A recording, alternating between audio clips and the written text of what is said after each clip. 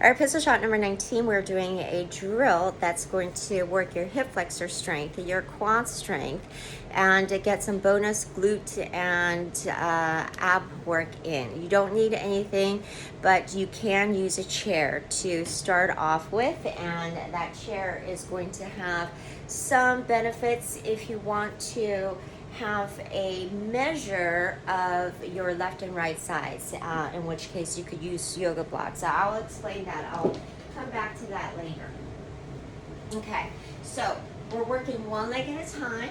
We don't need anything else. And of course, this little one is exactly where I need to be. But maybe he wants to say hello. Hello, my name is Clone. My name is Clone. Alright, so we're going to work one leg at a time. If you want to be doing this next to a wall for balance, that's fine. That balance work is not something that we don't want to struggle with both balance and strength on this drill. So in order to focus more on the point of the drill, go ahead and take the balance part out of your limitation at this point and go ahead and tap the wall. Totally fine. All right, so the drill, we're going to take the knee as high up as possible, okay? And then, so you're engaging your hip flexor on that lifted leg. The bottom leg, your glutes are on, okay? You're fully extended, so you have good hip extension on that standing leg, and you'll have about 60% quad engagement as you're standing nice and tall, okay? So there's your base, your standing leg. Your working leg is going to come off as high as you can. Engage those abs. Act as if you're trying to use your own thigh, the top of the thigh, to press the abs in. And the first part is whether we're going to be able to hold this for 10 seconds, okay? Then we're going to extend that leg, and if that extension needs to be lower, that's fine. But the point of this extension is you're getting full quad engagement, 100% quad engagement here, and we're trying to hold this for 10 seconds. Now, if the 10-second hold is difficult, then you basically know as a test that we need to work on quad strength. If you have the quad strength, then this would be your strengthening drill to keep working on the quad strength by getting that hold higher and higher for longer and longer. Now, if you're here and you can hold it for 10 seconds, then your next progression would be to do 10 pumps, you know, at whatever level you're at, and keep working that up, working that up, working that up, okay?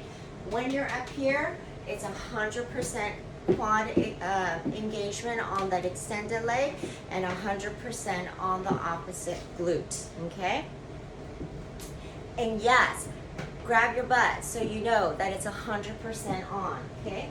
All right, so the part about, so we're gonna cover what we would use the table for as a measure, and then I'll talk about that additional ab engagement. So,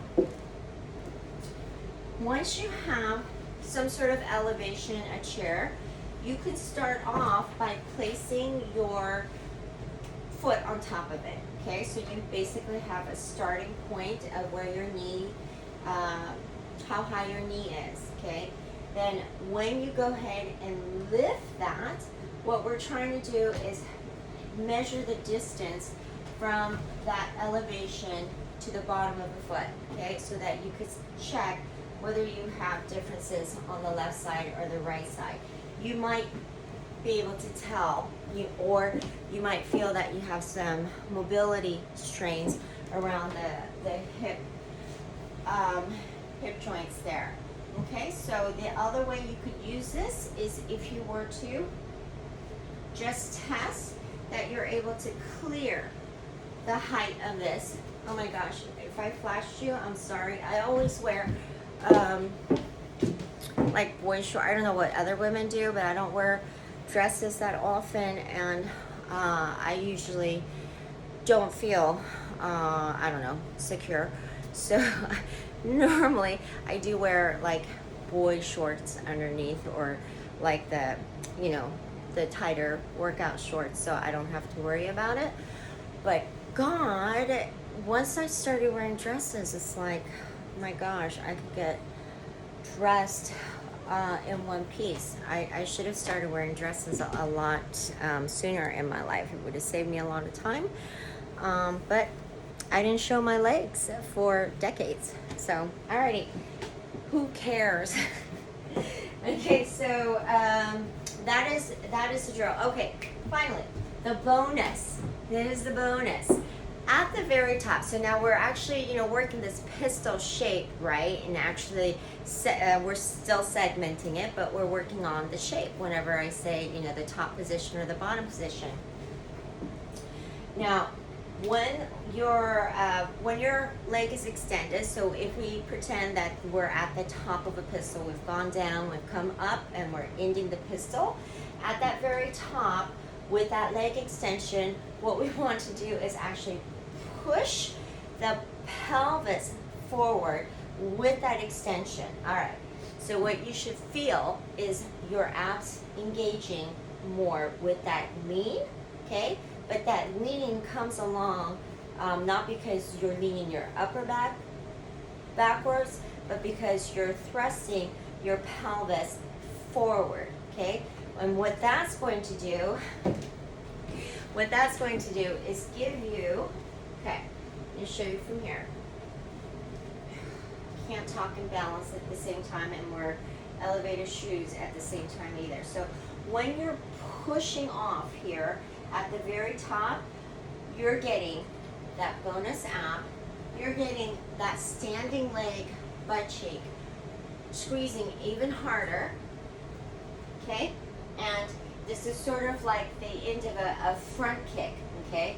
So when you're pushing that leg out, it would be the ball of that foot, okay? So your toes are kind of flexed back. It's the ball of the foot that's trying to press out to reach as far as possible. All right, so there you go, okay? So engage the abs. So I always like to finish off my pistols with that little extra oomph, okay? So give it a try.